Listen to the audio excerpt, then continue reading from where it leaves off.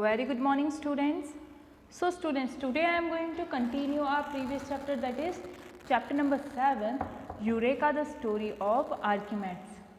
So students, in this story हम लोगों ने अभी तक रीड किया है कि साइरस एक सिटी है जिसकी फाइट चल रही थी लगभग 100 ईयर से कार्टेज के साथ में, और वो बार बार हार रहे थे। तो वहीं के सोल्जर्स ने डिसाइड किया एक लीडर को चुनने का, एक कमांडो को चुनने का।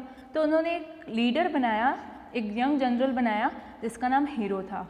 हीरो बहुत ही छोटी उम्र का था, पर वो बहुत ही ज़्यादा ब्रेव, बहादुर एंड क्लेवर, मतलब चतुर था, ठीक है। और वो उसने अपने एनिमीज पर विक्ट्री हासिल करी, ठीक है। देन वो बहुत ज़्यादा इस चीज़ से बहुत ज़्यादा हैप्पी था कि उसको उसके सारे मन की बात हो रही थी। तो उसने डिसाइड किया कि मैं एक गॉड को एक गोल्ड की बहुत सुंदर सी माला अर्पित करूंगा श्रद्धांजलि के फॉर्म में, या ठीक है।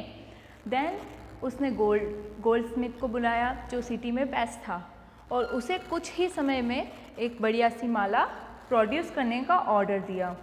यहाँ तक की स्टोरी हो गई। और यहाँ पर आने के बाद जो गोल्ड स्मिथ था उसने टाइम पर ही क्या कर दिया, जो ऑर्डर उसने दिया था किंग ने, कौन, हीरो ने, वो उसे फुलफिल करके एक बहुत सुंदर सी गोल्ड की माला बना दी, ठीक है।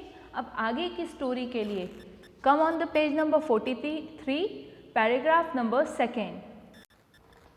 Hero weighted the wreath and found that it weighed exactly the same as the amount of gold that he had given to the goldsmith.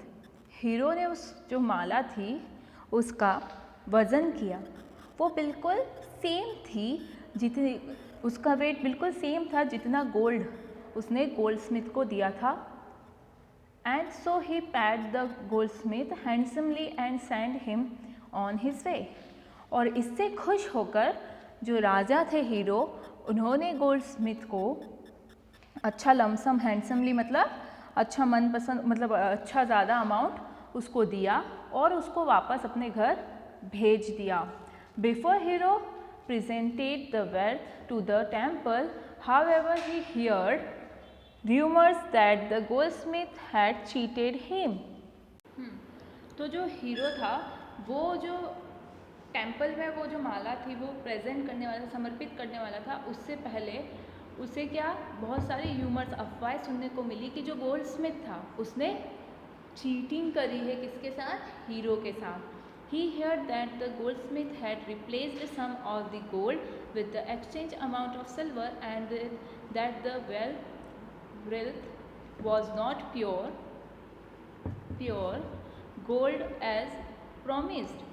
और ये सुनने में आया कि जो गोल्डस्मिथ है उसने क्या करा है, रिप्लेसमेंट किया है किस चीज़ का, थोड़े से उसने उसमें से गोल्ड निकाला है, और उतनी ही जितनी अमाउंट में उसने गोल्ड निकाला था उतनी ही अमाउंट में उसने उसमें सिल्वर मिलाया है। तो अब वो जो माला थी वो प्योर नहीं है गोल्ड की, उसमें कुछ मिलावट है। Hiero was furious to find out that he may have been cheated, but he could not punish the goldsmith without proof. अब जो हीरो था वो ये जानने के लिए उत्सुक था कि उसके साथ सच में चीटिंग हुई है कि नहीं, क्योंकि वो बिना किसी फॉल्ट के, बिना किसी प्रूफ के गोल्डस्मिथ को पनिशमेंट नहीं देना चाहता था। If the Goldsmith had Indeed cheated him, then the goldsmith would have to be punished. उसने सोचा था कि अगर गोल्डस्मिथ ने मेरे साथ चीटिंग करी होगी तो मैं उसे पनिशमेंट दूंगा। And the wealth could no longer be given as an offering to the god. और अगर वो जो wealth है, जो माला है, वो प्योर नहीं होगी तो मैं उसे, गोल्ड की जो माला है वो प्योर नहीं होगी तो मैं उसे गॉड को ऑफर नहीं करूँगा, मैं गॉड को नहीं चढ़ाऊँगा। But if the goldsmith had been honest, then the wealth remained as a sacred offering of pure gold fit for the gods. और अगर वो गोल्डस्मिथ सच्चा होगा और ये जो माला है ये प्योर होगी, तभी मैं जो प्योर गोल्ड की माला है वही गॉड को चढ़ाऊँगा। And it would be placed in the temple as planned, और वही मंदिर में चलाई जाएगी जैसा कि उसने पहले सोचा था। So it was important that hero find out the truth quickly, तो इसके लिए ये इम्पॉर्टेंट था, ये ज़रूरी था कि हीरो को सच पता लगे, वो भी क्विकली मतलब जल्द से जल्द। Before the day of breath laying ceremony, कब, किस दिन से पहले, जिस दिन वो गॉड को वो जो माला थी गोल्ड की वो ऑफर करने वाला था, वो जो सेरेमनी तो वो सेरेमनी उस समारोह से पहले उसे ये पता होना चाहिए। And without damaging the breath in any way, और अगर वो प्योर होगी तो उसको डैमेज भी ना पहुँचे इस चीज़, मतलब जैसे कि अगर वो प्योर है कि नहीं है तो हम इजीली कब पता चलेगा, जब हम उस गोल्ड को क्या करेंगे, मेल्ट करा लेंगे, तो हमें पता चल जाएगा कितनी क्वांटिटी में सिल्वर है, कितनी क्वांटिटी में गोल्ड है।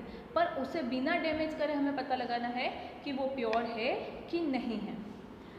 Hiero knew that there was only one man in Cyrus who could solve his problem. Hiero जानता था कि पूरे साइरस में, पूरी सिटी जो है साइरस, उसमें उसकी प्रॉब्लम का सॉल्यूशन सिर्फ एक ही पर्सन कर सकता है, हिज कजिन, उसका कजिन आर्कीमेड्स। जो आर्कीमेड्स था, जिसकी स्टोरी है बच्चों, वही प्रॉब्लम का सॉल्यूशन कर सकता था। Although Archimedes was only 22 years old, he was already a famous mathematician, engineer and scientist। और पर वो 22 साल का ही था, पर वो एक बहुत ज़्यादा प्रसिद्ध मैथमेटिशियन, इंजीनियर और साइंटिस्ट था। जो आर्किमिडीज था वो इस पजल में और ज़्यादा मतलब कंफ्यूज हो रहा था और बहुत कंज्यूम हो गया उसका टाइम। वो दिन रात सिर्फ इसी के बारे में सोच रहा था। How could he find if the wreath was pure gold और not without melting it down. वो कि कैसे पता चलेगा कि जो ब्रेथ है वो प्योर गोल्ड की है कि नहीं है, वो भी उसे बिना मेल्ट करे। One day still lost in the thought on how to discover the truth about the breath before the ceremony. एक दिन क्या हुआ, वो खोया हुआ था और सोच रहा था कि मैं सच का कैसे पता करूं, वो भी सेरेमनी के पहले। Archimedes wandered into the public bath house for his morning bath। Archimedes क्या था, वो कहाँ जा रहा था, बाथ लेने जा रहा था, मॉर्निंग में जो नहाने जा रहा था। As he pensively immersed himself into a tub full of water, he noticed that the water spilled out over the sides of the tub।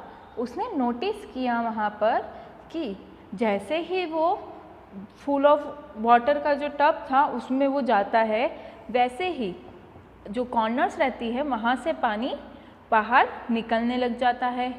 The more he lowered himself into the tub the more water flowed out over the sides.